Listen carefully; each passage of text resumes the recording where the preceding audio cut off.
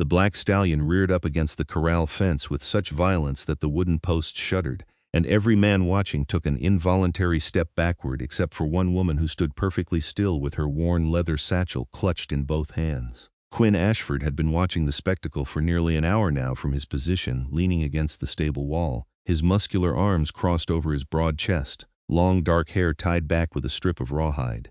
He had come down from his cabin in the Rocky Mountains to Loveland, Colorado in the spring of 1876 with a load of pelts to trade, not expecting to find half the town gathered around the corral, watching men make fools of themselves trying to break a horse that clearly had no intention of being broken. The stallion was magnificent, all gleaming black coat and furious spirit, and Quinn respected that kind of wildness because he understood it in his own bones. The horse belonged to Thomas Hendricks, a rancher who had bought the animal from a trader passing through 3 weeks prior, thinking he had gotten himself a prize. Instead, he had gotten himself a problem. 5 men had tried to saddle the stallion. 2 had broken bones. 1 had nearly been trampled to death. The horse had a reputation now that spread through the small town like wildfire, and men came from miles around to test themselves against the beast, each one convinced he would be the one to master it.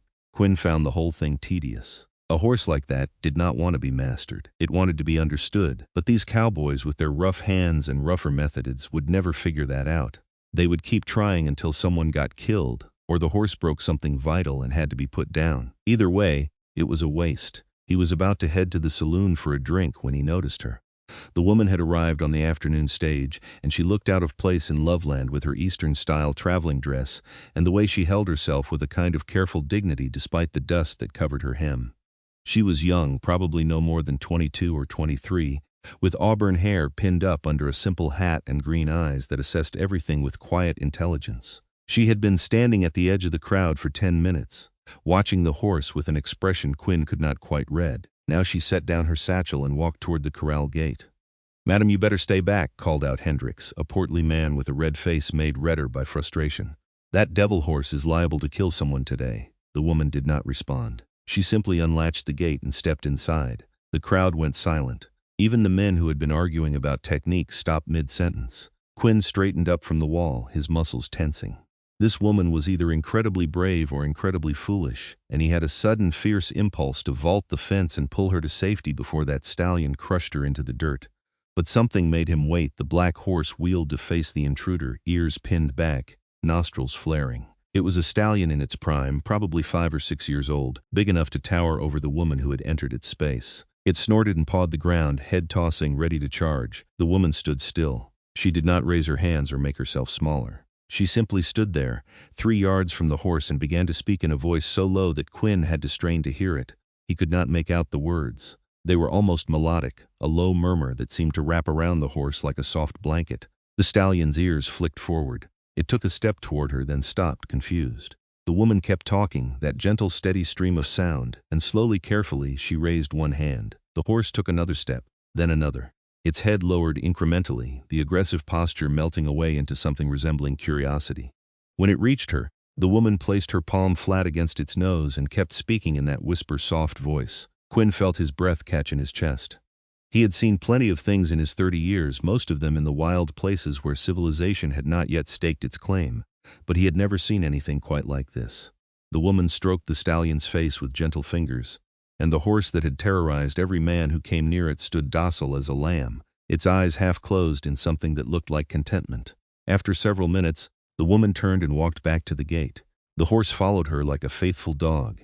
She opened the gate, stepped through, and closed it behind her, leaving the stallion standing there, calm now, watching her go. The crowd erupted. Men shouted questions and exclamations. Hendricks pushed his way forward, his face a mixture of astonishment and calculation. Quinn moved too, drawn by something he did not fully understand, his long legs carrying him through the crush of people until he reached the woman who was picking up her satchel as though nothing remarkable had happened. "How did you do that?" Hendricks demanded. "What did you say to him?" The woman looked up, and Quinn saw weariness in her eyes beneath the composure. "I told him he was safe," she said simply. "That is all any creature wants to hear." "You some kind of horse whisperer?" asked another man, elbowing forward. "Because I have got 3 horses that need breaking, and I would pay good money for someone with your touch." "I am not looking for work," the woman said. "I am looking for lodging. Can someone direct me to a hotel?" "There is the Loveland Hotel on Main Street," Hendricks said.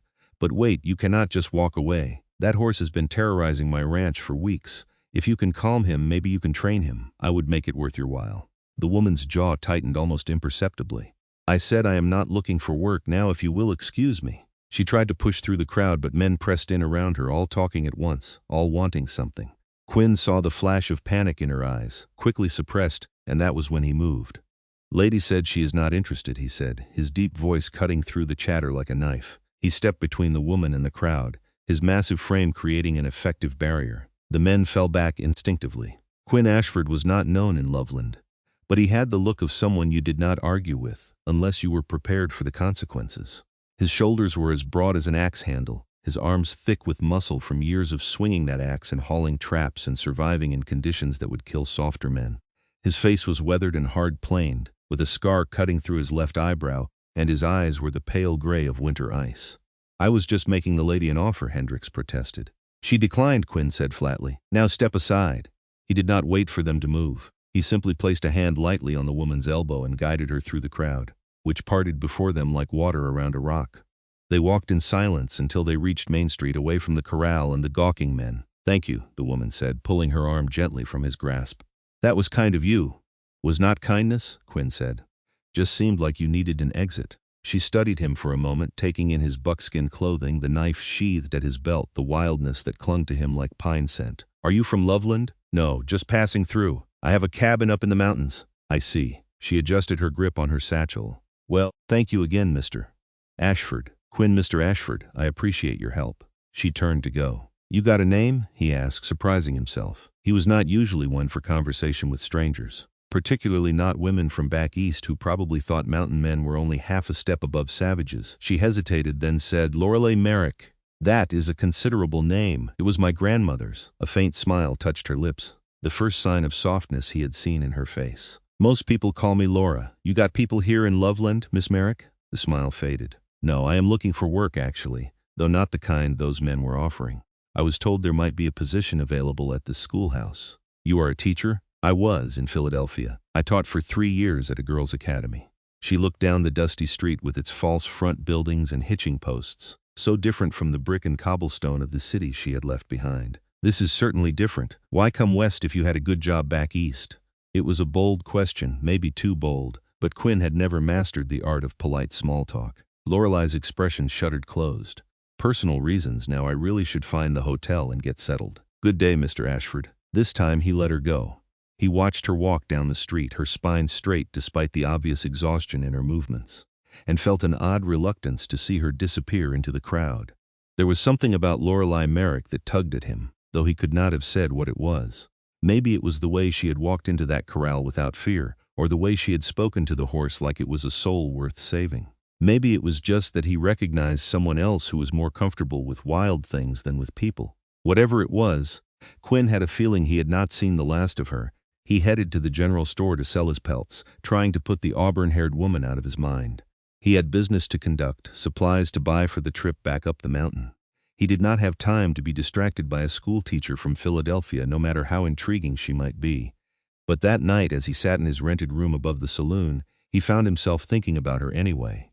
About the softness in her voice when she spoke to that horse. About the way her eyes had gone hard when those men pressed in around her, demanding things she did not want to give.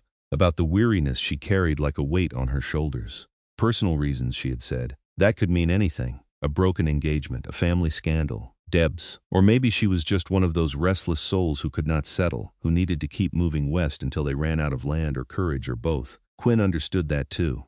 He had come to Colorado 5 years ago for personal reasons of his own, leaving behind a life in Missouri that had stopped fitting him like a coat that had grown too tight.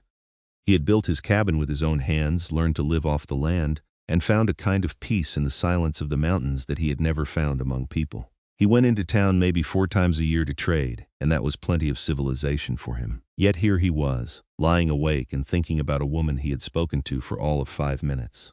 He cursed himself for a fool and rolled over, determined to sleep.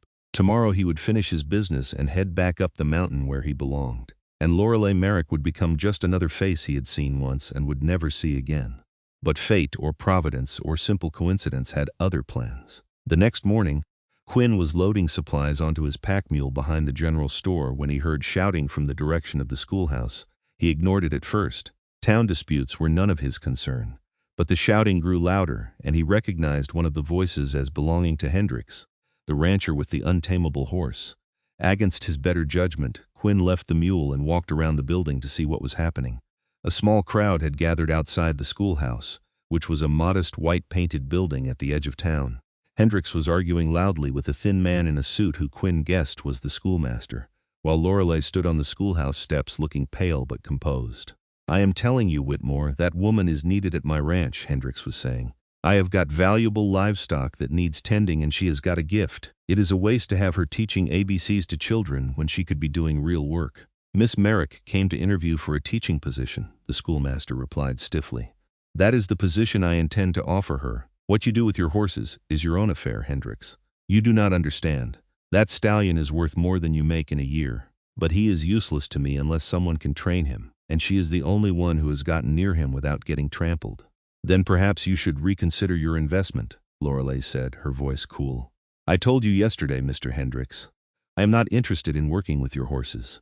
I am a teacher, not a rancher. You could be both. I would pay you double what Whitmore can offer, plus room and board at the ranch house." "The answer is no." Hendricks's face reddened. "Now you listen here, Missy. You are new in town and you do not understand how things work. A man like me has influence. I could make things difficult for you if you are not reasonable." That was when Quinn stepped forward. "Pretty sure the lady has been reasonable," he said. "She has said no 3 times now. Maybe you are the one who is having trouble understanding."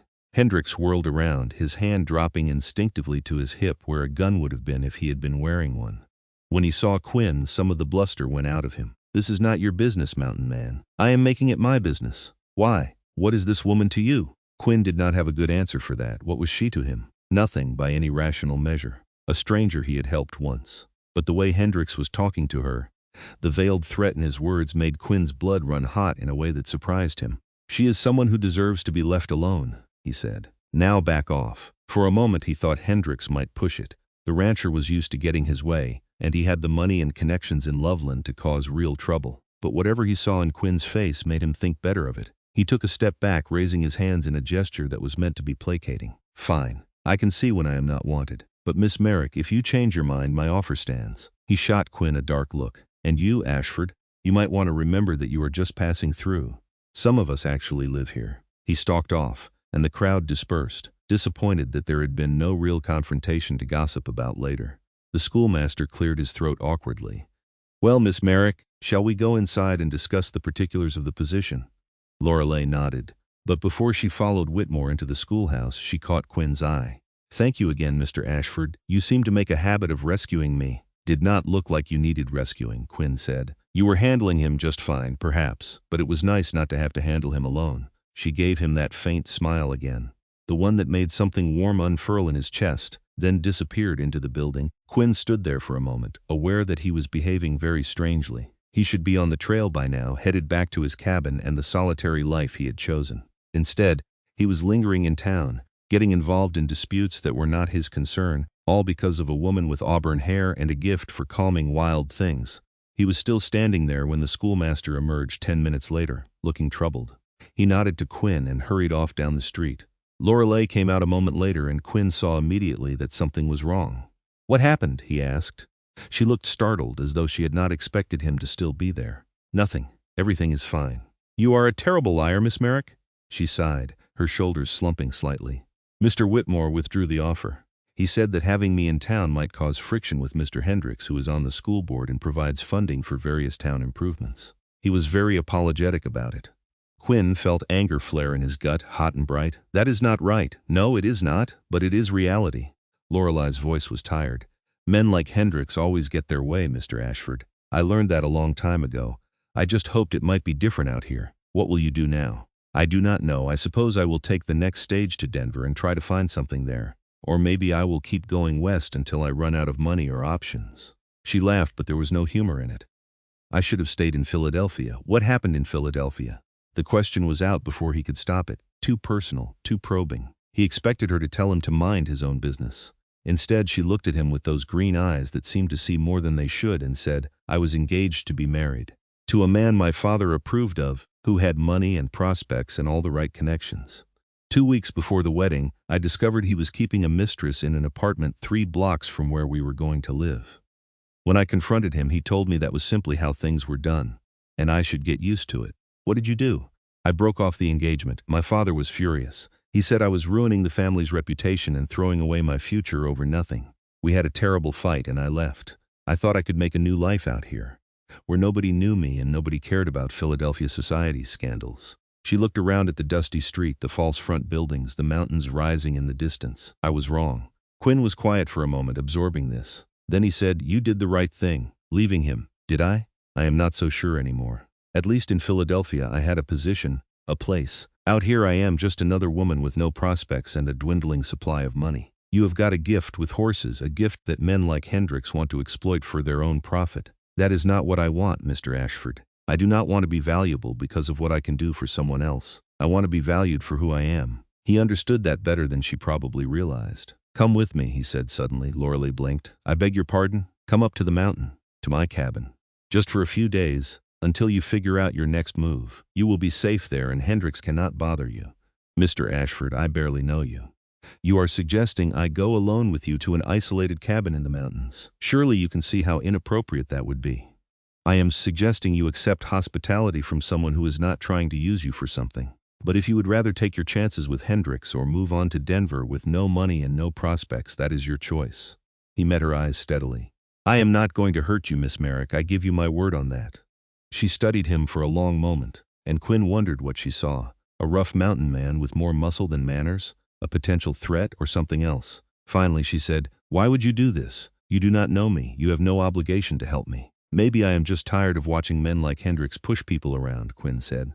"Or maybe I figure you helped that horse yesterday when you did not have to, and now I am returning the favor. Does the reason matter?" "Yes," Lorelei said softly, "the reason always matters." "Then let us just say I recognize someone who needs a safe place to land and I have got one to offer. No strings, no expectations. Just a roof and some time to breathe." She was silent for so long that Quinn thought she would refuse. Then she nodded, a small quick movement. "All right, thank you. Mr. Ashford, I accept your offer."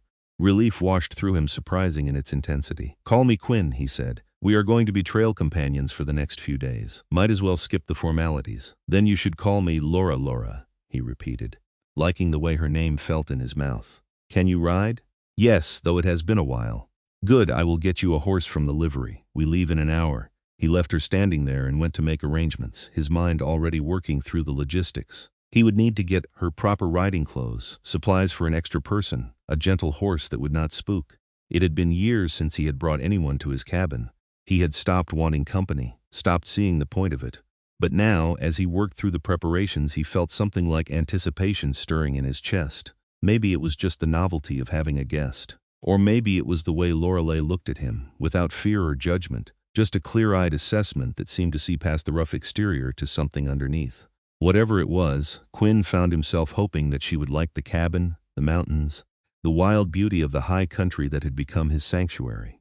He wanted to show her the places he loved, wanted to see them through her eyes. It was a dangerous thought for a man who had spent 5 years teaching himself not to want anything he could not get from solitude and hard work. But as he saddled his horse and loaded the pack mule, Quinn could not quite bring himself to regret the impulse that had made him invite her. He only hoped he would not regret it later. They left Loveland in the early afternoon, riding north into the foothills of the Rockies. Quinn led on his big roan gelding, with Lorelei following on a gentle bay mare he had rented from the livery. The pack mule, loaded with supplies and Lorelei's small trunk, brought up the rear. The trail climbed steadily, winding through stands of pine and aspen, past streams that ran cold and clear from the snowmelt higher up. Lorelei was quiet for the first hour, clearly concentrating on her riding, but as the mare settled into a steady pace, she began to relax in the saddle. "How far is your cabin?" she asked. "About 10 miles. We will get there before dark if we keep a good pace." "You live all the way up here by yourself?" "I do. Is it not lonely?" Quinn considered the question. "Sometimes. But it is peaceful too. No one telling you what to do or who to be. Just you and the land. That sounds like freedom." "It is." He glanced back at her. "You ever spent time in the wilderness? Not like this. My family had a summer house in the country, but it was hardly wilderness. Manicured gardens and servants and neighbors close enough to visit for tea." She looked around at the towering pines, the rugged slopes rising on either side of the trail. "This is different. Does it frighten you?" "A little," she admitted. "But it is also beautiful. I can see why you chose it." They rode in companionable silence for a while. Quinn found himself hyper-aware of her presence behind him, the small sounds she made, the way she occasionally spoke softly to her horse. He wondered what she was thinking, whether she was regretting her decision to trust a stranger, whether she found the mountains as welcoming as he did, or as forbidding as most city folk did when they first encountered true wilderness. "Can I ask you something?" Lorelei said eventually. "You can ask. What did you do before you came here? You did not always live in the mountains, did you?" Quinn was silent for a moment, debating how much to tell her. He did not talk about his past, as a rule. The whole point of coming to the mountains had been to leave that past behind. But there was something about Lorelei that made him want to be honest, to give her the truth she had given him about Philadelphia and her broken engagement. "I was a farmer," he said. "Had a place in Missouri, good land, growing wheat and corn. I was married." He felt rather than saw her surprise. She died. Fever took her in the winter of '69. We had only been married 2 years. The words came out flat, emotionless, but Quinn felt the old ache beneath them, duller now but never quite gone. "After she passed, I could not stay there. Everything reminded me of her. I sold the farm and headed west, kept going until I found a place that felt far enough away from the life I had lost." "I am sorry," Lorelei said softly. "That must have been devastating." "It was, but it was a long time ago now." He shifted in his saddle. "What about you? You said you taught at a girls' academy. Did you like it?" "I loved it, actually. The girls were bright and curious, and I enjoyed helping them learn. But it was also stifling in some ways. We could only teach certain subjects, present information in certain ways. God forbid we encourage the girls to think too independently or question the social order." There was bitterness in her voice. "I used to dream about having my own school someday, where I could teach however I wanted, but women do not own schools, Mr. Ashford. Quinn, I mean, they work in them, under the authority of men who make all the decisions. That is why you wanted the position in Loveland. It was not my own school, but it was further from my father's influence. A chance to start over." She sighed. "I should have known it would not be that easy." "Hendricks is not going to let this go," Quinn said. "Men like him, when they want something, they keep pushing until they get it or until someone makes them stop." "I know. That is why leaving with you was the right choice, even if it is unconventional." She paused. "Thank you for offering me refuge, Quinn. Not many men would have done that." "Not many men know what it is like to need refuge," he said. "I do." The trail grew steeper as they climbed higher. The air thinned and cooled, carrying the scent of pine and rock and distant snow. Quinn pointed out landmarks as they passed. A lightning-struck tree, a rock formation that looked like a sleeping bear, a meadow where elk came to graze in the evenings. Lorelei listened attentively, asking questions, clearly trying to orient herself in this new landscape. She was tougher than she looked, Quinn decided. Most Eastern women would be complaining by now about the hard riding, the rough trail, the primitive conditions they were heading toward. But Lorelei kept pace without complaint, her posture in the saddle remaining straight despite what must be growing fatigue. The sun was starting to sink toward the western peaks when they finally reached the cabin. It sat in a small clearing surrounded by towering pines, a solid structure built from logs Quinn had cut and shaped himself. There was a stone chimney at one end, a covered porch across the front, and windows with real glass panes that he had hauled up from Loveland piece by careful piece. Behind the cabin was a small barn where he kept his stock during the winter, and beyond that a stream tumbled down from the higher elevations, providing fresh water year-round. Quinn dismounted and turned to help Lorelei down from her horse. She was stiff from the ride, and he steadied her with a hand on her elbow as she found her footing. For a moment they stood close together, and Quinn was suddenly aware of how small she was compared to him, the top of her head barely reaching his shoulder. She smelled like horse and trail dust and something floral underneath, some perfume or soap from her previous life. "It is beautiful," Lorelei said, looking around the clearing with wonder in her eyes.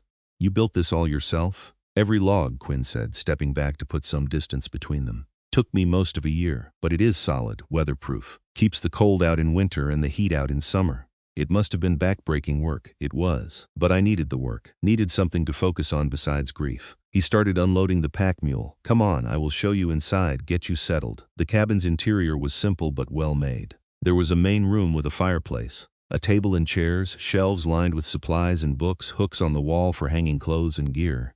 A ladder led up to a loft where Quinn had his sleeping space. To one side was a smaller room that he used for storage. "You can have the loft," Quinn said. "I will sleep down here by the fire." Lorelei looked uncertain. "I do not want to displace you from your own bed." "You are not. I have slept in worse places than a floor." He carried her trunk to the base of the ladder. "There are blankets up there, and I will get you water for washing once I have tended the horses." "Are you hungry?" "Starving, actually. I will make us something to eat. Nothing fancy, but it will fill you up." He left her to explore while he took care of the animals, brushing them down, making sure they had feed and water. The routine work gave him time to think about what he had done, inviting a woman he barely knew to his home. It was reckless, maybe even stupid. But when he thought about the alternative, leaving Lorelei in Loveland to deal with Hendricks and his pressure, possibly forcing her to move on to Denver with no resources and no safety net, he knew he had made the right choice. Even if having her here was going to complicate the careful solitude he had built for himself. When he came back inside, Lorelei had removed her hat and was washing her face and hands in the basin he had left for her. She had unpinned her hair and it fell in waves past her shoulders, gleaming auburn in the lamplight. Quinn felt something catch in his chest at the sight of her, this civilized Eastern woman standing in his rough mountain cabin, looking somehow both out of place and perfectly right. "Better?" he asked. "Much, though I must look a fright. I am not used to riding all day." "You look fine," Quinn said and meant it. More than fine, actually, but he kept that thought to himself. He set about making dinner, frying salt pork and potatoes in his cast-iron skillet, heating beans, brewing strong coffee. Lorelei watched him work, and he was conscious of her gaze following his movements, assessing the easy competence with which he handled the domestic tasks that most men would consider beneath them. "You are a good cook," she said when they sat down to eat. "I am a practical cook. When you live alone, you learn to take care of yourself or you go hungry." They ate in silence for a few minutes, both too hungry to make conversation. But it was a comfortable silence, the kind that does not need to be filled with meaningless chatter. Quinn found himself relaxing in a way he had not expected, enjoying the simple pleasure of sharing a meal with someone. "What do you do up here all day?" Lorelei asked eventually. "It must be very isolated. I hunt, trap, cut firewood, maintain the cabin and the barn. In winter I make snowshoes and repair my gear. Sometimes I read. I have got a few books." He nodded toward the shelf where a dozen volumes stood. "And I go down to Loveland a few times a year to trade pelts for supplies. Do you ever get lonely?"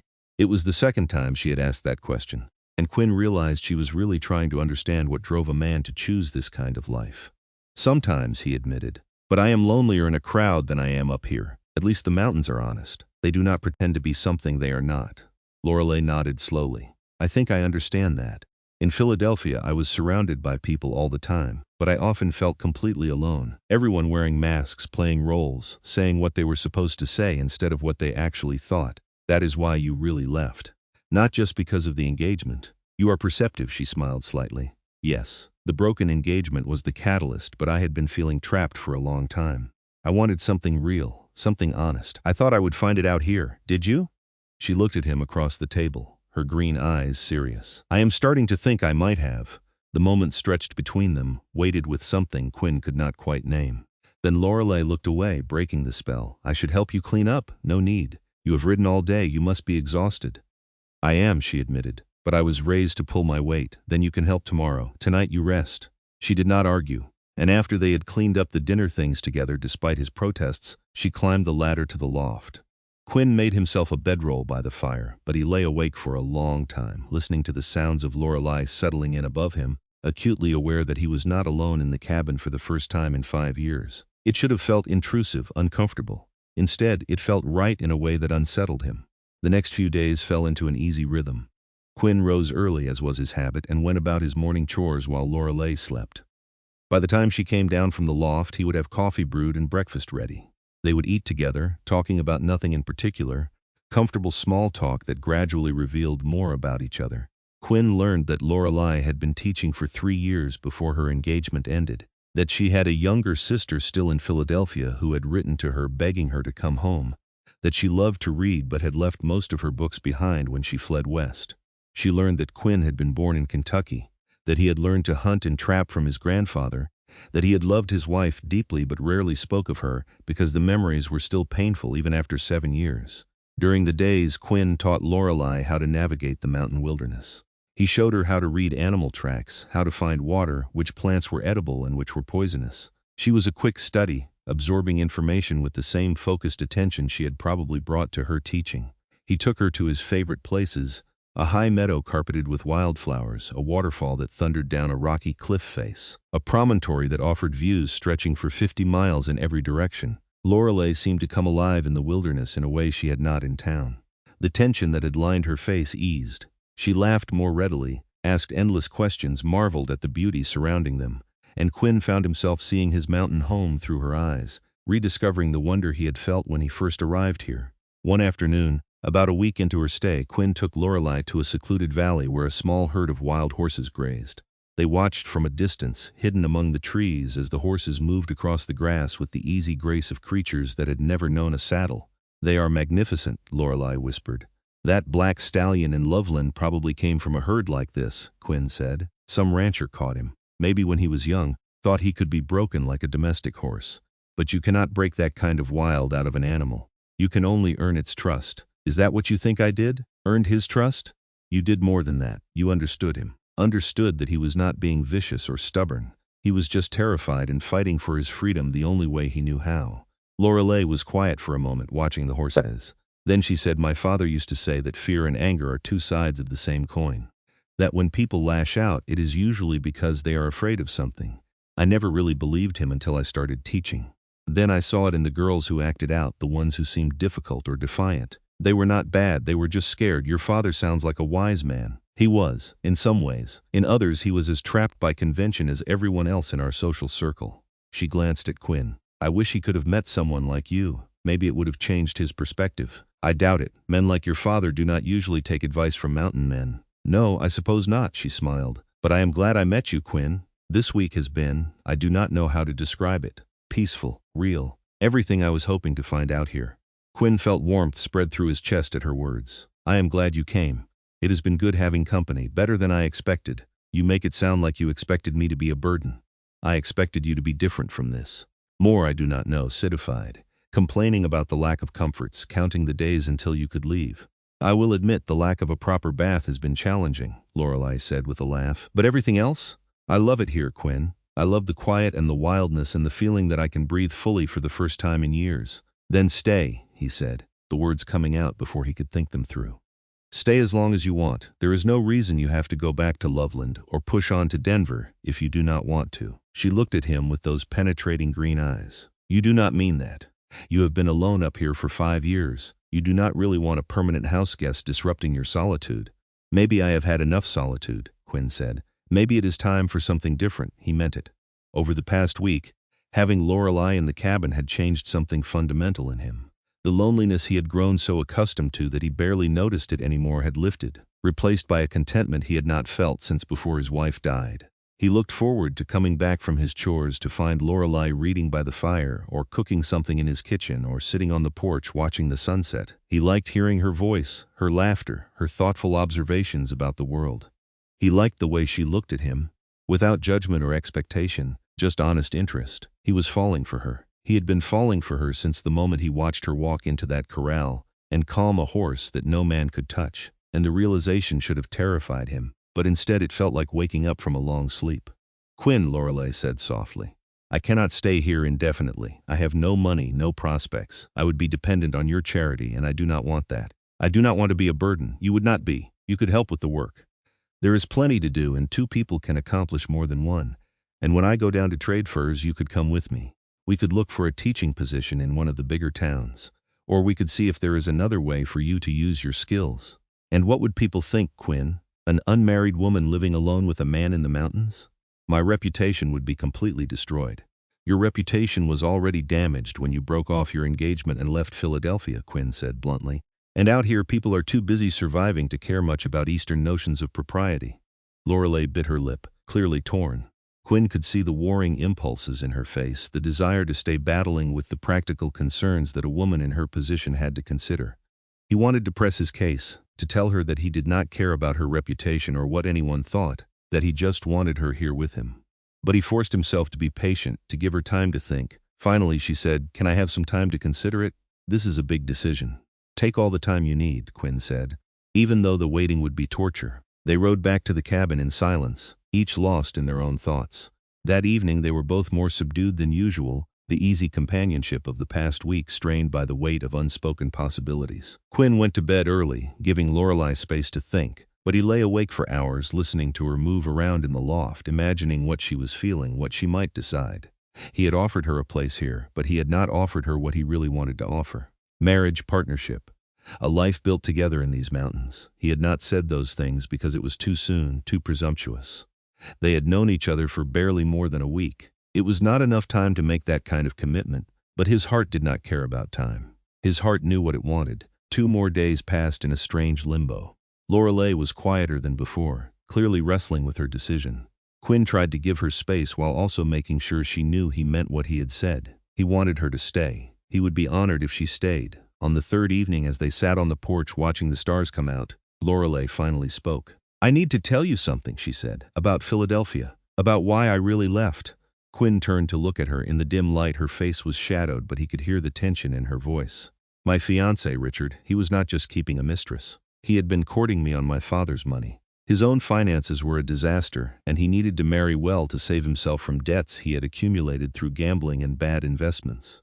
When I discovered this after I found out about the mistress, he told me that he would ruin me if I broke the engagement. He said he would spread rumors about me, tell people I had been inappropriate with him, destroy my reputation so thoroughly that I would never be able to work or marry anyone else." Quinn felt anger surge through him, hot and fierce. "What did you do?" "I told him I did not care, that I would rather be ruined than married to a man like him, and I left." "But he followed through on his threat, Quinn.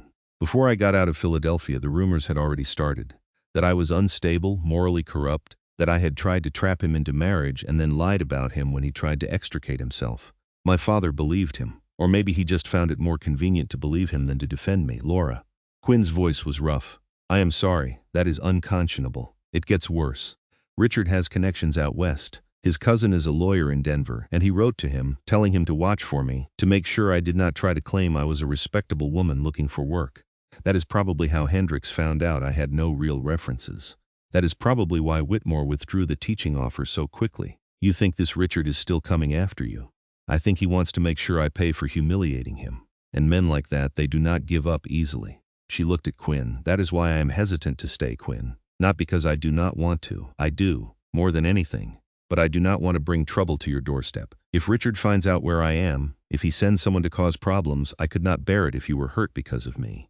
Quinn was quiet for a moment, processing this. Then he said, "Laura, look at me." She turned and he took her hand, his calloused fingers engulfing her smaller ones. "I am not afraid of your former fiancé or his connections or any trouble he might try to bring. I have lived through worse than anything he could throw at me. And I am not going to let him or anyone else dictate what you do or where you go. If you want to stay here, then you stay. If you want to leave, then you leave. But either way, it is your choice, not his. You do not understand what men like Richard are capable of, maybe not. But I understand what I am capable of, and I am telling you right now, if he or anyone else tries to hurt you, they will have to go through me first." He squeezed her hand gently. "I know we have not known each other long. I know this is all moving fast. But I care about you, Laura, more than I thought I could care about anyone again after losing my wife. I want you to stay, not because I need help with the chores or because I am lonely. I want you to stay because when you are here, everything feels right in a way it has not for 7 years." Lorelei's eyes glistened with unshed tears. "Quinn, I feel the same way, but I am terrified. What if I stay and everything falls apart?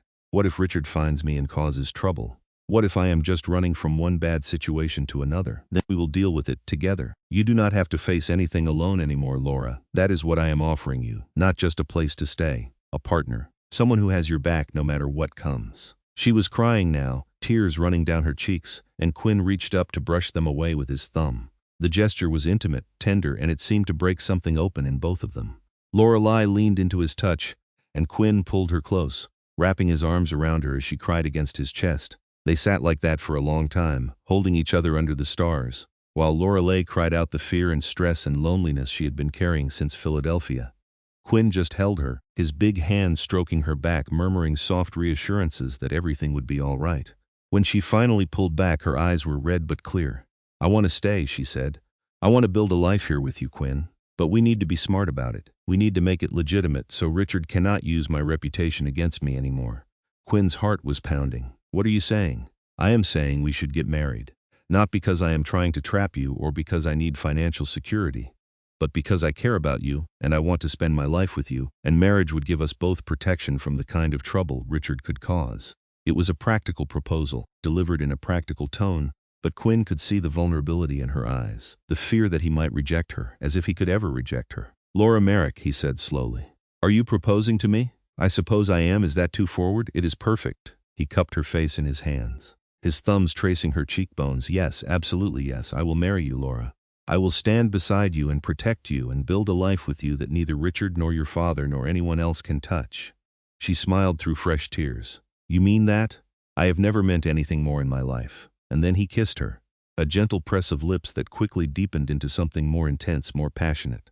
Lorelei's arms came up around his neck, and Quinn pulled her into his lap, holding her close as they kissed under the star-filled sky. It felt like coming home, like finding something he had not even known he was searching for.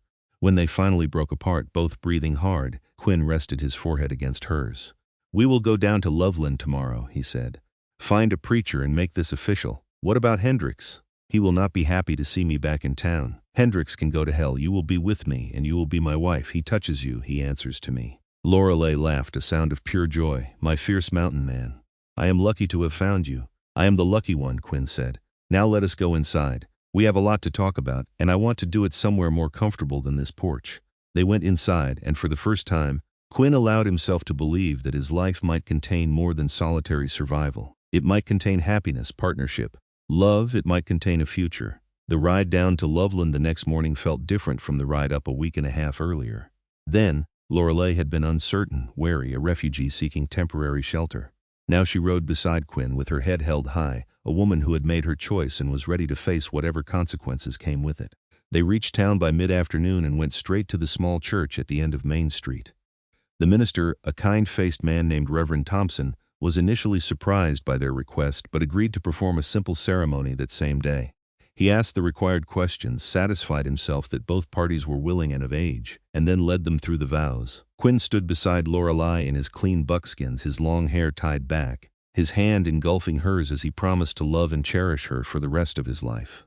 Lorelei, still wearing her traveling dress because they had not had time to arrange anything more elaborate, promised the same, and when Reverend Thompson pronounced them husband and wife, Quinn kissed his bride with a tenderness that made the minister look away with a slight smile. "Congratulations, Mr. and Mrs. Ashford," he said.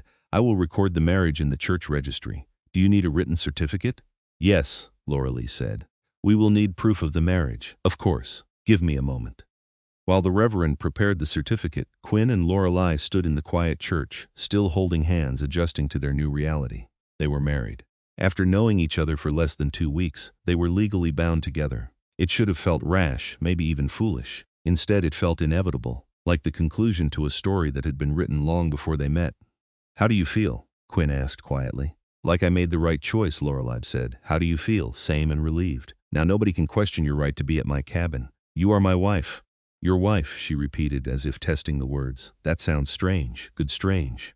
Reverend Thompson returned with the marriage certificate, signed and dated. "Here you are. Keep this safe, and may God bless your union."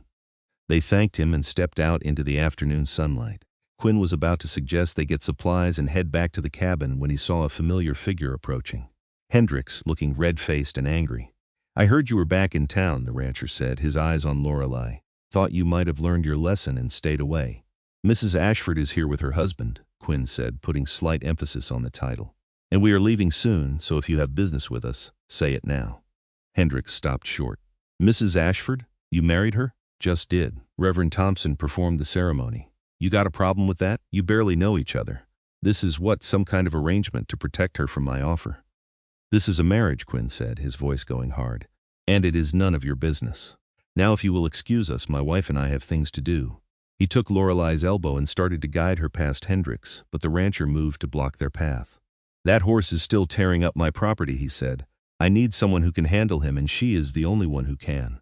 "Then shoot the horse or let him go," Quinn said. "But you are not getting my wife. Ashford, be reasonable. I will pay top dollar, and it would only be for a few weeks, just long enough to gentle him down." "No," Lorelei said clearly.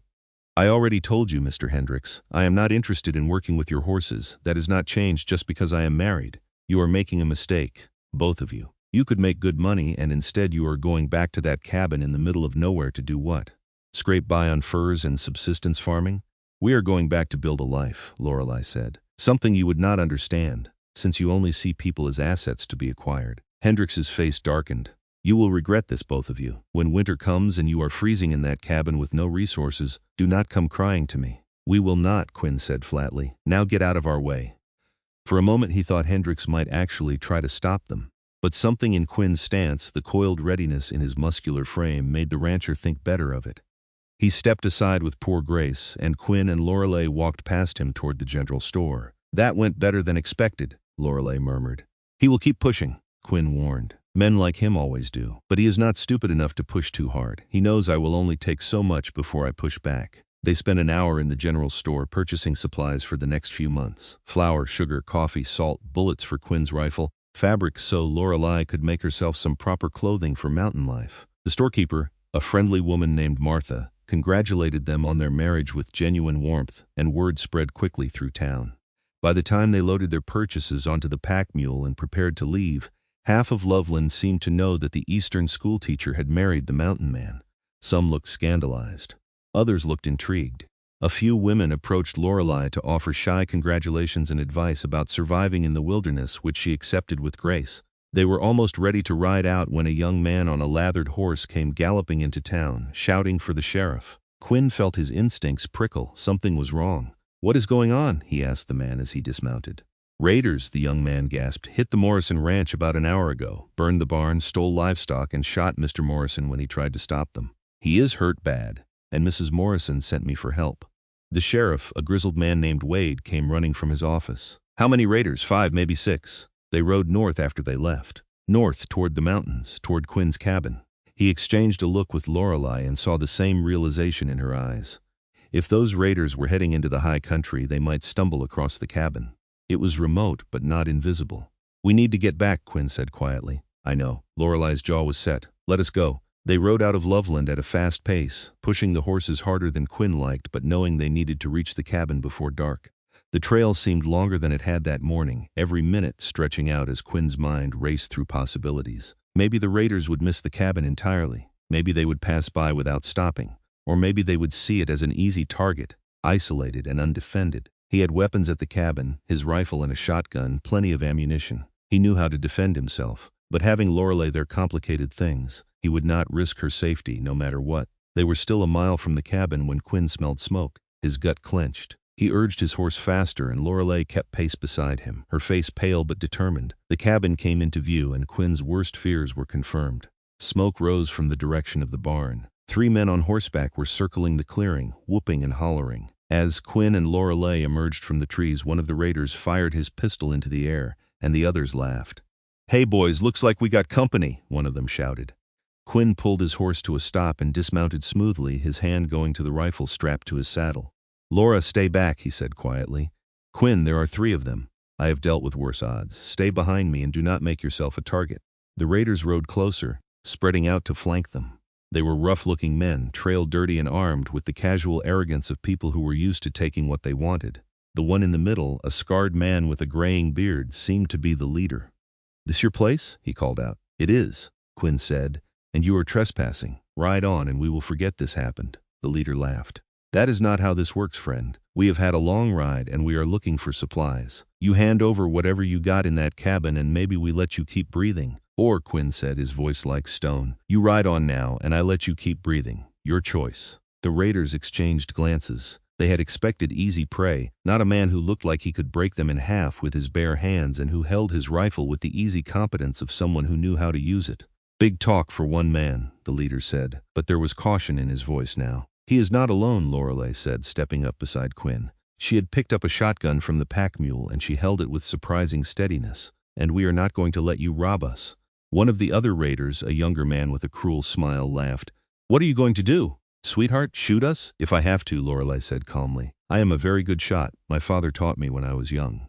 So unless you want to find out just how good, I suggest you follow my husband's advice and ride on." Quinn felt fierce pride swell in his chest, his city-bred wife, standing beside him with a shotgun, refusing to back down. He loved her in that moment more than he could express.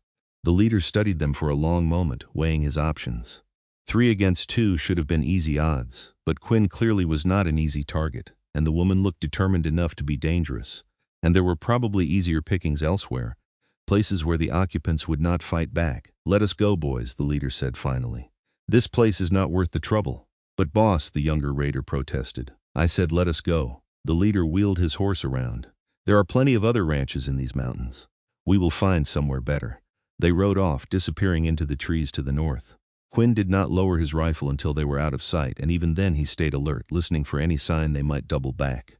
But after 15 minutes of silence, he finally allowed himself to relax. "Are they gone?" Lorelei asked. "For now. But we need to check the damage and make sure they did not leave any surprises." They secured the horses and approached the barn cautiously. The raiders had set a fire, but it had not caught properly, just smoldered in a pile of hay. Quinn stomped it out while Lorelei checked on the livestock. His cow and 2 goats were spooked but unharmed. They did not get inside the cabin, Lorelei reported. The door is still barred from when we left. Good, they must have just arrived when we showed up. Quinn wiped soot from his hands. We got lucky, Laura. If we had been an hour later, they would have taken everything, or worse.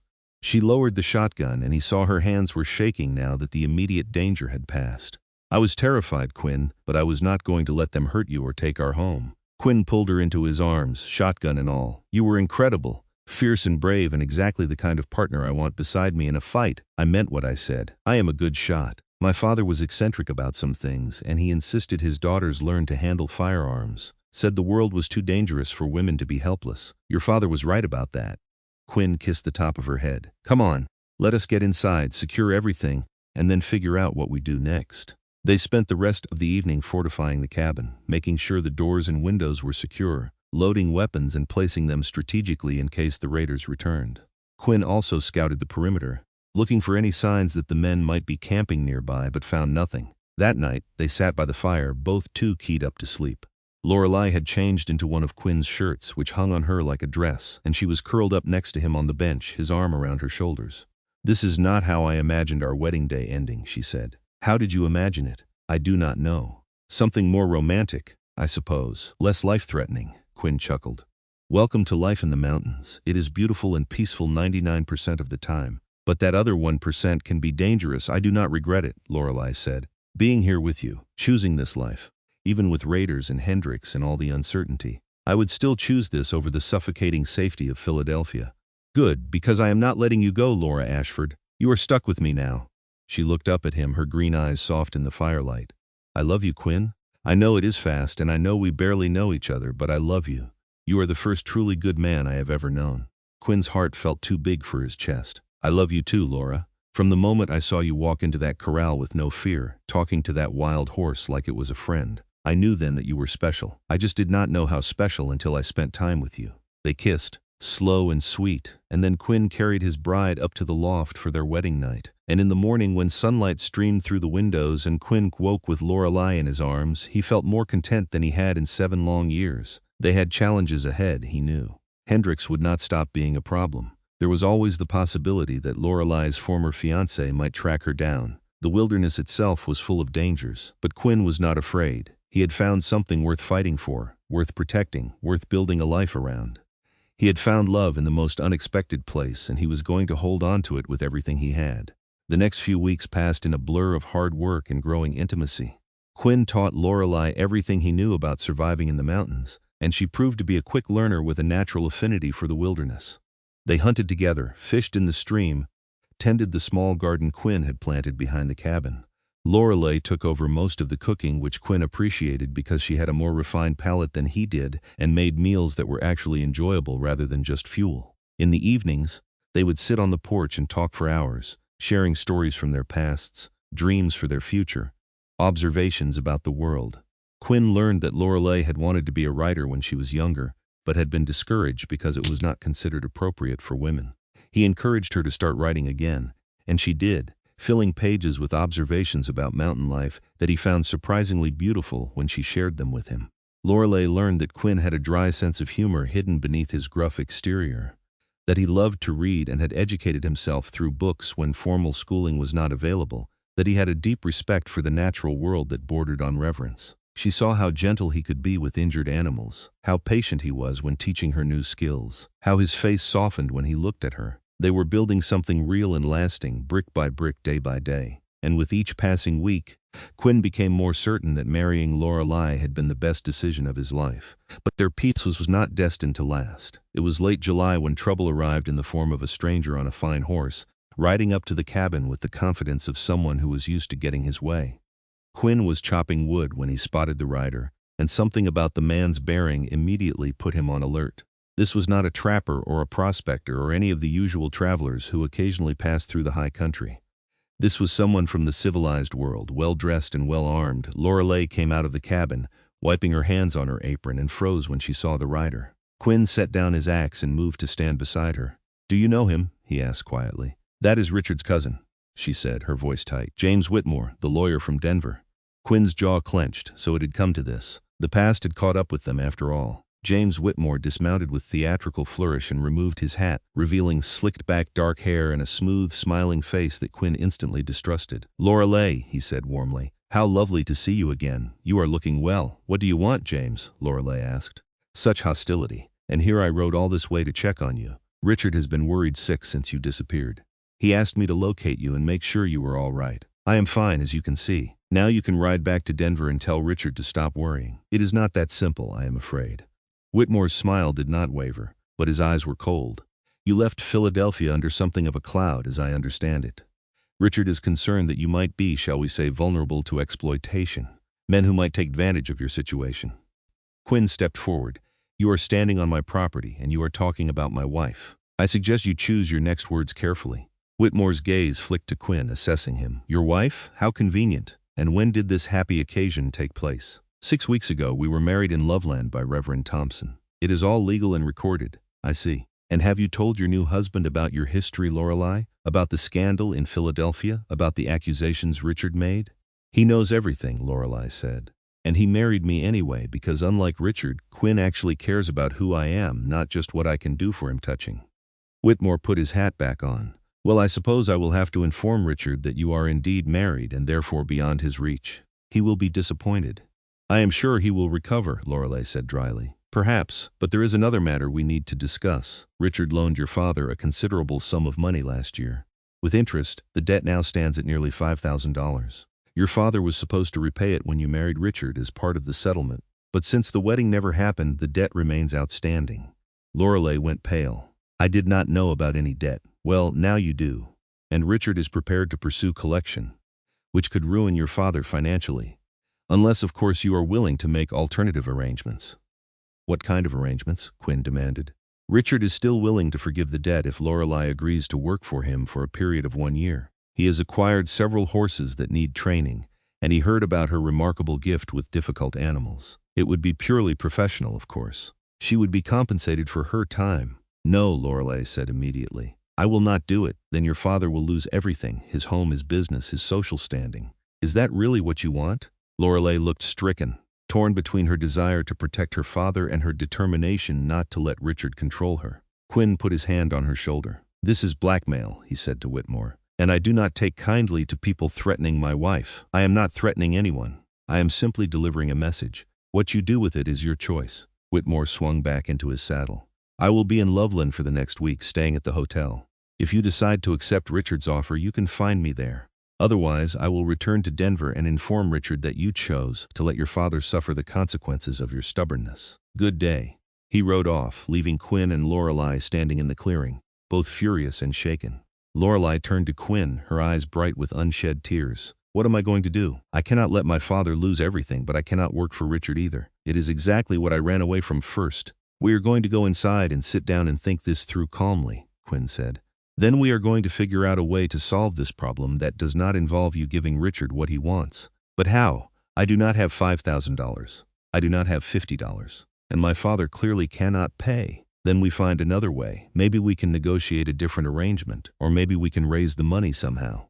But we are not going to make any decisions while you are upset and that snake Whitmore is trying to pressure you." They went inside, and Quinn made coffee while Lorelei sat at the table, her head in her hands. He hated seeing her like this. All the joy and confidence she had built over the past weeks crumbling under the weight of her father's debt and Richard's manipulation. "Talk to me," he said, setting a mug in front of her. "Tell me about your father. Is he a good man?" "He was," Lorelei said. "Before my mother died, he was kind and engaged and interested in the world. But after she passed, he became obsessed with social standing and making the right connections. I think he was trying to secure our futures, my sisters and mine, the only way he knew how. But he made poor choices, trusted the wrong people. Like Richard, yes. Richard was charming, came from the right family, said all the right things. My father thought he was perfect for me. I think he may have borrowed money from Richard to fund my dowry, to make sure the marriage went through, and now he is trapped. Do you want to help him?" Lorelei looked up, her eyes searching Quinn's face. "I do not know. He chose Richard over me. He believed the rumors, or at least he did not defend me when I needed him to. Why should I sacrifice myself to save him from the consequences of his own poor judgment?" "Because he is your father and you still love him," Quinn said gently. "Even though he failed you, That is what family is, Laura. Complicated and messy and full of people who hurt us but who we cannot quite stop caring about. You understand that? I do. My own father was a hard man, quick to anger, quicker to judge. He and I did not speak for the last 5 years of his life because I married a woman he did not approve of. I told myself I did not care, that I was better off without him. But when I got word he had died, I regretted all the time we had wasted being stubborn. Lorelei reached across the table and took his hand. I am sorry. It was a long time ago, but it taught me something. Pride is cold comfort when you are trying to sleep at night. If you have a chance to help your father, and you can do it without destroying yourself in the process, then maybe you should take it. But how? I will not work for Richard for a year. That is out of the question. Agreed. So we find another way to raise the money. Quinn, $5,000 is a fortune. It would take years to save that much from trapping and trading. Then maybe we do not save it. Maybe we earn it faster. How? Quinn was quiet for a moment, thinking. Then an idea came to him, audacious and risky but potentially viable. Hendricks, he said. He has been trying to hire you since the day you arrived. What if we go to him and offer a deal?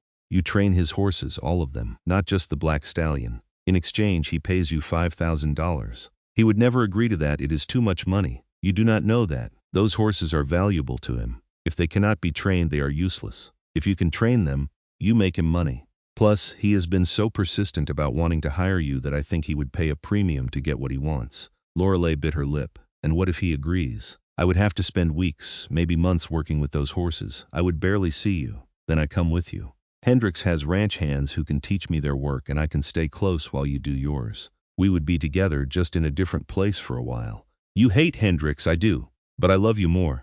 And if working for that man for a few months means you can free your father from Richard's manipulation, and then we can come back here and never think about any of them again, then it is worth it. Lorelei stared at him, hope and gratitude warring in her expression. You would really do that for me? Give up your privacy and your mountains to work for a man you despise? Laura, I would do a lot more than that for you. You are my wife. Your problems are my problems now. And I am not going to stand by and let Richard hurt you or your family. She stood and came around the table, throwing her arms around his neck. Quinn held her tight, feeling her tremble against him. Thank you, she whispered. Thank you for being the man I always hoped existed but never thought I would find. You do not need to thank me. This is what marriage is supposed to be. Partners facing the world together. They held each other for a long time, drawing strength from the embrace. Then Lorelei pulled back and said, all right, let us go talk to Hendricks. But if he tries to take advantage of the situation or makes unreasonable demands, we walk away. Agreed? Agreed. We do this on our terms or not at all. They rode down to Hendricks's ranch the next morning, a sprawling property in the valley below Loveland with a big house, multiple barns, and hundreds of acres of grazing land.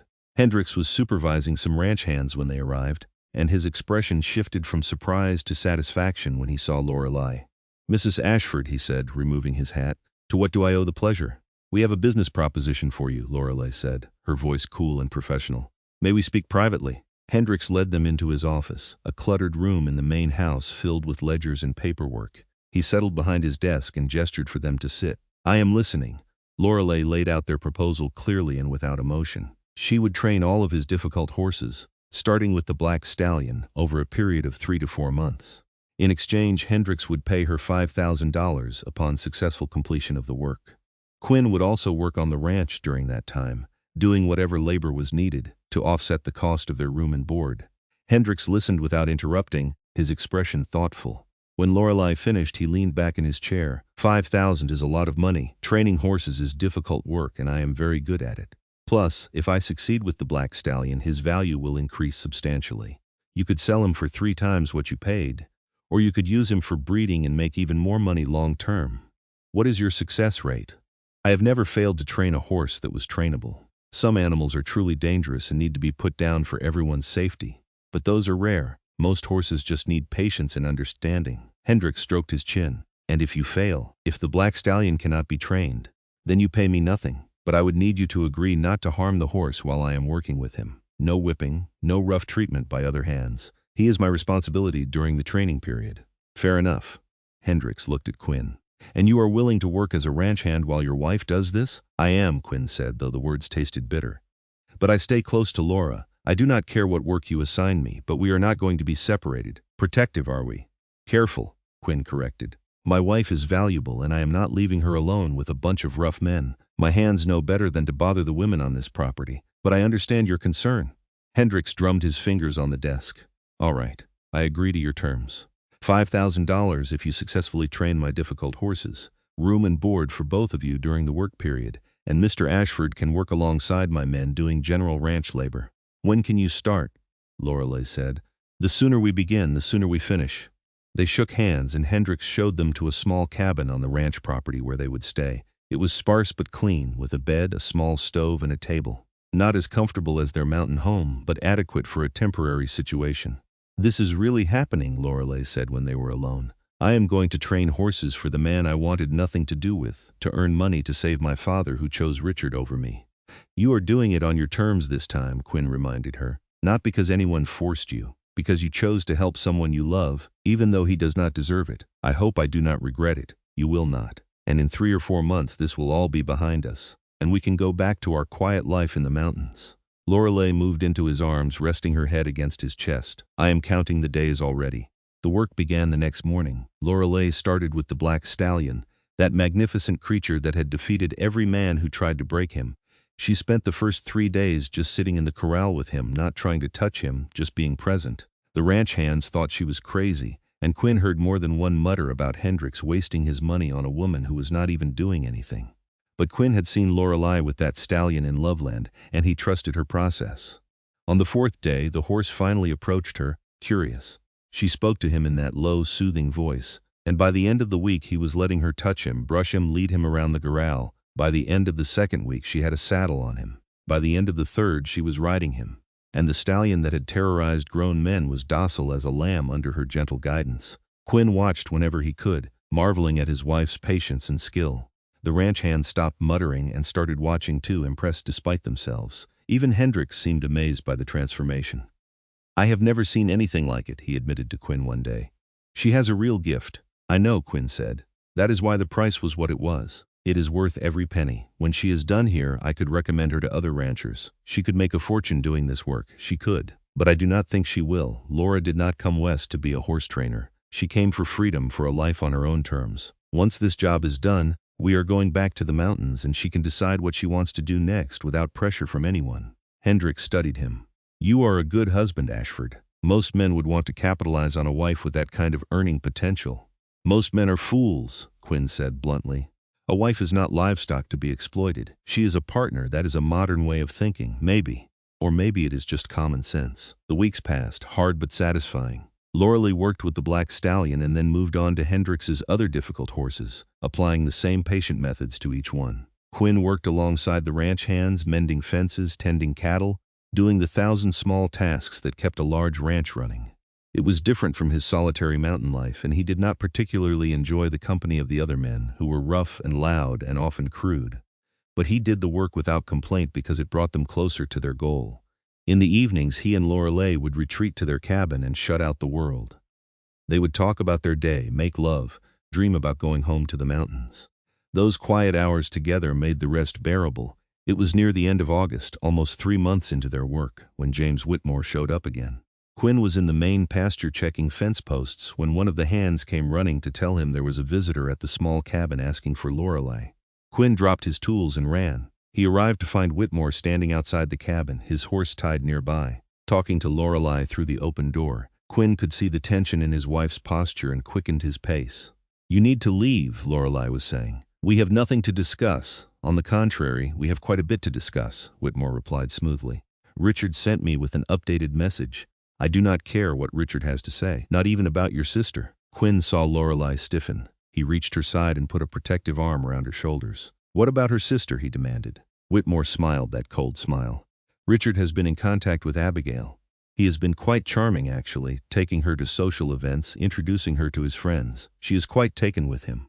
No, Lorelei said, her voice filled with horror. He would not. She is only 19, old enough to be courted. And since you broke off your engagement so publicly, your sister has been viewed as a more suitable match for Richard. He has been courting her with your father's blessing. That is sick, Quinn growled. He is doing it to punish Laura. He is doing it because your wife humiliated him, and he wants her to understand there are consequences for that humiliation, Whitmore said bluntly. Now, Richard has a new offer. Lorelei comes back to Philadelphia and apologizes publicly for the accusations she made. She admits she was mistaken about the mistress, that she acted out of emotional instability and regrets the harm she caused to Richard's reputation. In exchange, Richard will end his courtship of Abigail and forgive your father's debt. And if I refuse, Lorelei asked, though her voice was shaking. Then Richard marries your sister, and you will have to live with the knowledge that you could have prevented it. From what I understand, Abigail is sweet and naive, exactly the kind of woman who will not question Richard's indiscretions. She will make him a perfect, obedient wife. Lorelei made a sound like a wounded animal. Quinn tightened his arm around her, fury coursing through him. You tell Richard that if he touches Abigail, I will come to Philadelphia and make him regret it. Threatening violence, Mr. Ashford? How crude but irrelevant. Richard is within his rights to court whomever he chooses, and your wife is the only one who can stop it. Get off this property, Quinn said, his voice lethal, before I throw you off. Whitmore raised his hands in mock surrender. I am going. But think about what I said, Lorelei. You have 1 week to decide. After that, Richard will formalize his engagement to Abigail, and your chance to save her will be gone. He mounted his horse and rode away. Lorelei stood frozen for a moment, then collapsed against Quinn, sobbing. He held her, his own heart breaking at her anguish, his mind racing for a solution. I have to go back, Lorelei said between sobs. I have to save Abby. She does not know what Richard is really like. She will not understand until it is too late. We will figure this out, Quinn said. There has to be another way. There is not. You heard him. Richard wants me to suffer, and he is using everyone I love to make it happen. First my father, now my sister. And I cannot let Abby marry him, Quinn. She is innocent and kind, and she deserves so much better. Then we go to Philadelphia, both of us, and we deal with Richard directly. You would do that? Leave your mountains, travel all the way to the East Coast for my sister? For you, Quinn corrected. And yes, I meant what I said, Laura. Your family is my family now. We are not going to let Richard destroy them. Over the next few days, they made plans. Lorelei finished training the last of Hendrix's horses, and he paid her the full $5,000 as agreed, clearly impressed by her work. With that money and the savings Quinn had from his fur trading, they had enough to travel to Philadelphia and have resources to fight Richard on his own ground. They left Colorado in early September, taking the train east from Denver. The journey was long and tedious, and Quinn hated every mile that took them further from the mountains he loved. But Lorelei needed him, and that was all that mattered. Philadelphia was everything Quinn had expected and worse. Crowded, noisy, full of people packed too close together, and air thick with smoke and industry. He felt like a caged animal from the moment they arrived, but he forced himself to stay calm for Lorelei's sake. They found lodging in a modest hotel and immediately sent word to Lorelei's father that she was in town and needed to meet with him.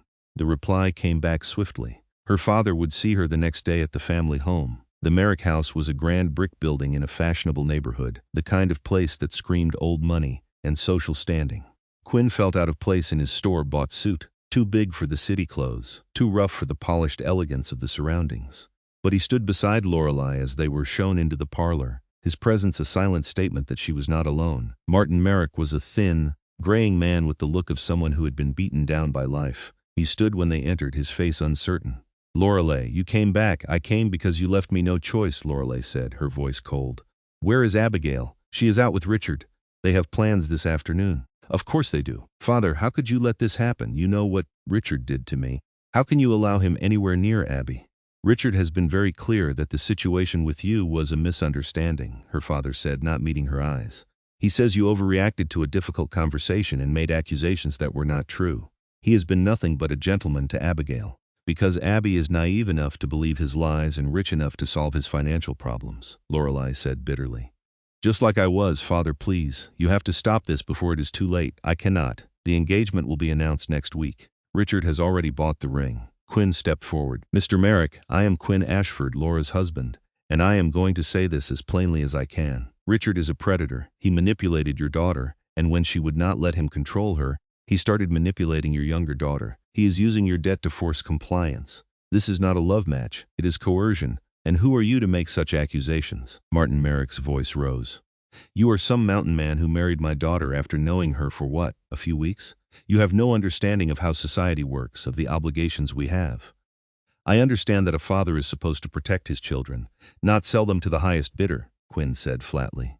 And I understand that you are letting your pride and your debts destroy both your daughters' lives because you are too weak to stand up to a bully. Get out of my house gladly. But Laura and I are not leaving Philadelphia until we have made sure Abby knows the truth about Richard. You can help us or not, but either way, we are going to protect her, because that is what family does. They left the Merrick house, both furious and heartbroken. But they were not giving up. Over the next several days, they worked to gather evidence of Richard's true character. They spoke to the former mistress, who was bitter about being discarded and willing to testify about Richard's treatment of her. They spoke to Richard's creditors, who confirmed that he was deeply in debt and desperate for money. They even tracked down 2 other women Richard had courted before Lorelei, both of whom had similar stories of manipulation and coercion. Finally, Quinn used part of their money to hire a lawyer, a sharp young man who saw an opportunity to take on a prominent family and win. With his help, they compiled a case that painted a damning picture of Richard's character and intentions. The confrontation came at a ball that Martin Merrick was hosting to celebrate Abigail's engagement. Quinn and Lorelei crashed it, bringing their lawyer and their witnesses. It caused a scandal that would be talked about in Philadelphia society for years to come. Richard tried to bluster his way through, but the evidence was overwhelming. The former mistress stood in the middle of the ballroom and described his cruelty. The creditors presented documents showing his debts. And Lorelei, her voice shaking but determined, told the assembled crowd exactly what Richard had done to her and what he was planning to do to her sister. Abigail listened with growing horror, tears streaming down her face. When Lorelei finished, she walked up to Richard and slapped him hard across the face. "Stay away from my family," she said clearly. "You will never touch another Merrick woman." The engagement was broken that night. Richard's reputation was destroyed, and Martin Merrick, faced with the truth he had been avoiding, finally stood up for his daughters. He cut all ties with Richard and worked with Quinn's lawyer to settle the debt through more legitimate means that would not require sacrificing his daughters. It took another 3 weeks to sort out all the details, 3 weeks during which Quinn felt like he was slowly suffocating in the civilized world. But finally it was done. Abigail was safe. Martin Merrick was chastened but grateful. Richard was a social pariah, and Quinn and Lorelei were free to go home. They left Philadelphia in late October, as the leaves were turning and the first cold winds of autumn were blowing. The journey west felt like emerging from a dark tunnel into sunlight. With every mile, Quinn felt himself breathing easier. And when they finally reached Colorado, saw the mountains rising against the sky, he felt like he had come back to life. They returned to the cabin in early November, just as the first snow was beginning to dust the high peaks. Everything was as they had left it, waiting for them. Quinn carried Lorelei over the threshold, and they stood in the main room just holding each other and breathing in the peace they had fought so hard to preserve. "We are home," Lorelei said. "We are," Quinn agreed, "and this time we are staying. No more trips to town unless absolutely necessary. No more getting involved in other people's problems. Just us and the mountains, that sounds perfect." They settled back into their mountain life with deep gratitude. The winter was hard, as winters always were at that altitude, but they faced it together, working as a team to keep the cabin warm, the animals fed, and each other sane during the long, dark months. On cold nights, they would huddle by the fire and read together, or Lorelei would write while Quinn carved or repaired gear. They talked for hours, made love, dreamed about the spring and the years stretching ahead of them. And Quinn, who had spent 5 years teaching himself to be alone, discovered that being with someone was infinitely better. Spring came, and with it, a surprise. Lorelei realized she was pregnant. Quinn was terrified and thrilled in equal measure. They made plans to go down to Loveland when the time came for the birth, to have access to a doctor. But Lorelei insisted on staying in the mountains as long as possible, and Quinn could not deny her that. Their daughter was born in the cabin in late summer of 1877, with a midwife they had brought up from town and Quinn holding Lorelei's hand through every moment of labor. She was tiny and perfect, with her mother's auburn hair and her father's gray eyes. They named her Hope, because that was what she represented, a new beginning, a future they were building together. Quinn had thought he understood love when he married his first wife. He had thought he understood it again when he married Lorelei. But holding his daughter for the first time, feeling that small weight in his arms and knowing he would die to protect her, he realized love had depths he had never imagined. They raised Hope in the mountains, teaching her to respect the wilderness, to be strong and kind and true. When she was 3, Lorelei gave birth to a son, whom they named Daniel, and 2 years after that, another daughter, Rose. The cabin that had been built for one lonely man now rang with the laughter and chaos of a family. Quinn added rooms, built furniture, created a home that was filled with love and life. Lorelei started a small school in Loveland, teaching 3 days a week when the children were old enough, riding down from the cabin with Quinn and coming back each evening. She never lost her gift with horses, and occasionally she would train one for a neighbor or friend, but only on her own terms, only when she chose to. Quinn continued to trap and hunt, providing for his family with the same skills that had kept him alive for so many years. But now his work had purpose beyond mere survival. He was building something that would last, creating a legacy for his children. Years passed. The children grew. Hope became a strong, independent young woman who could track a deer and shoot a rifle as well as her father. Daniel was quieter, thoughtful, with a love of books that he inherited from both his parents. Rose was wild and fearless, always climbing trees and exploring places she should not go, giving her parents gray hairs but also endless joy. And through it all, Quinn and Lorelei remained partners. They disagreed sometimes, fought occasionally, but they always came back to the fundamental truth that bound them together. They had chosen each other, not because it was easy or convenient or what society expected, but because they saw in each other something rare and precious. A kindred spirit, a true partner, a love that could weather any storm. Sometimes, sitting on the porch in the evenings with Lorelei beside him and their children playing in the clearing, Quinn would think back to the day he had watched her walk into that corral in Loveland, how she had calmed a wild stallion with nothing but her voice and her courage, how she had walked into his life and calmed something wild in him too, something he had not even known needed calming. She had given him back his ability to trust, to hope, to love. And in return, he had given her the freedom and safety to be herself, to choose her own path, to live on her own terms. It was a fair trade, the best trade he had ever made. "What are you thinking about?" Lorelei asked one evening, noticing his contemplative expression. "How lucky I am," Quinn said simply. "How one chance encounter in a dusty town changed my entire life." "It changed both our lives," Lorelei said, taking his hand. "I could have passed through Loveland without stopping, could have ignored that horse and just focused on finding a job. But something made me walk into that corral. Something told me it was important. Fate? Maybe. Or maybe just two people who needed each other finding each other at exactly the right time." She leaned against his shoulder. "I am glad I listened to that instinct, Quinn. I am glad I took the risk. So am I, my love. So am I." As the sun set behind the mountains, painting the sky in shades of gold and crimson, Quinn Ashford held his wife close and watched their children play. And he knew with absolute certainty that he was exactly where he was meant to be. The wild stallion that no man could saddle had brought them together. But it was love, trust, and mutual respect that kept them together through all the years that followed.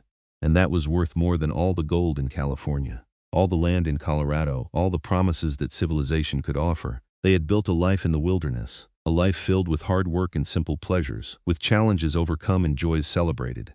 They had created a family, a home, a legacy that would endure long after they were gone. And on cold winter nights, when the wind howled outside and the fire crackled in the hearth, Quinn and Lorelei would tell their children the story of how they met, about a wild black stallion that no one could control, about a woman brave enough to calm him with a whisper, about a mountain man who saw her courage and fell in love. It became a family legend, passed down through generations. The story of Quinn and Lorelei Ashford, who found each other in the Wild West and built something beautiful in the mountains of Colorado. A love story that started with a moment of fearlessness and grew into a lifetime of partnership. And every time the story was told, someone would always ask the same question. What happened to the black stallion? The truth was simple and perfect. Hendricks had sold the horse to Quinn and Lorelei as a wedding gift, recognizing that the stallion belonged with the only person who truly understood him. They brought him to the mountain cabin, set him free in the high meadows, and let him run wild as he was always meant to do.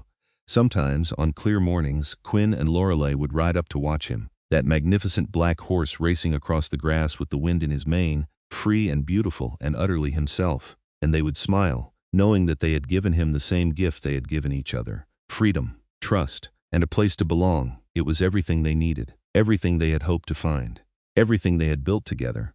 One choice at a time, one day at a time, one moment of courage leading to another, until they had created a life that was uniquely, perfectly theirs. And as Quinn Ashford held his wife's hand and watched that wild stallion run free, he knew he would not change a single moment of the journey that had brought them here. They were home, they were happy, they were loved, and that was enough.